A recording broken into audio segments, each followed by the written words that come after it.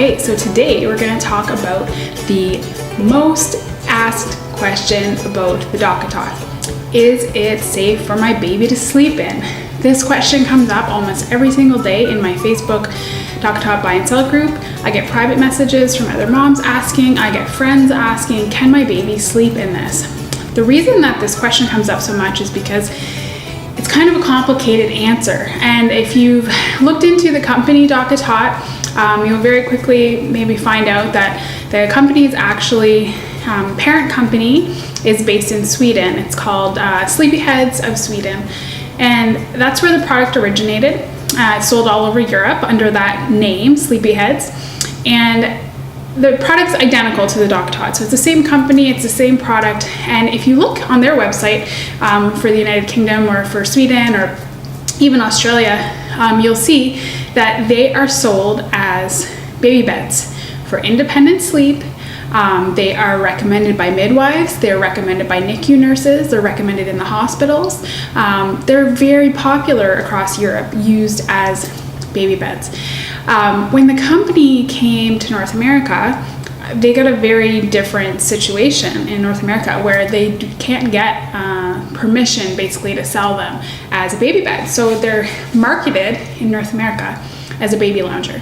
So there's kind of this fight that goes on between whether or not the American safety standards are better than the European safety standards.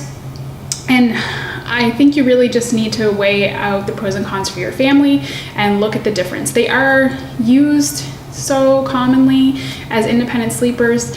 Even in North America, you'll find that I would say 95% of people that are buying them are using them for their baby to sleep in by themselves. That's how I use it. That's how most of the people in the buy and sell who are selling them have used it. People who are looking for them, that's what they're looking for.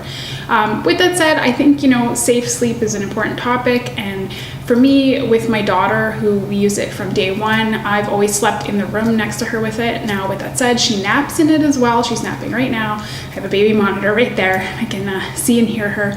So I don't have a lot of concerns about her sleeping in there.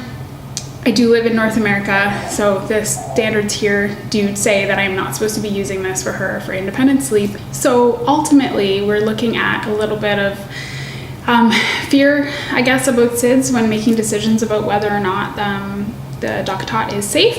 If we were just to purely look at numbers, SIDS numbers for different countries around the world, if you were to compare Sweden with the USA actually has twice the amount of SIDS incidents, and I'm not talking about like total number, I'm talking about percentage. So twice as many babies have passed from SIDS in the US per 1,000 births. So, outlawing the DockAtot as a baby sleeper, I don't think is really having any type of effect on our SIDS rates in North America. And that's just purely looking at numbers, and I don't think we can really do that because there really is a lot of questions. So moving on from that, what I feel is really key to take from this is that when you read the health officials' statement, they're very black and white. You can do this, you can't do that. Babies have to sleep like this, they can't sleep like that. The reality is that it's just not gonna work for most babies. Babies have a lot of say in how they want to go to sleep and how they will go to sleep.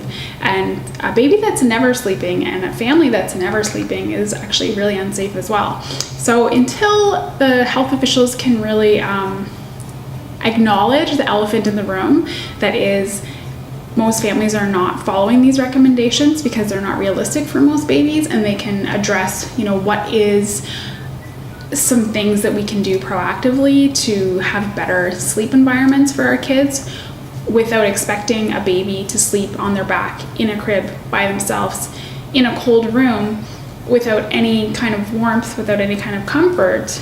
I don't think we can really take the recommendation. I can't take the recommendation seriously because I feel like they're not actually addressing the reality of parenthood and baby sleep. I personally live in Canada, where the DockAtot in the last 2 years has actually been banned, which is very shocking to me. I bought the DockAtot for my son in 2016, no problems. I ordered it online, we had it delivered here, and you can no longer buy it here.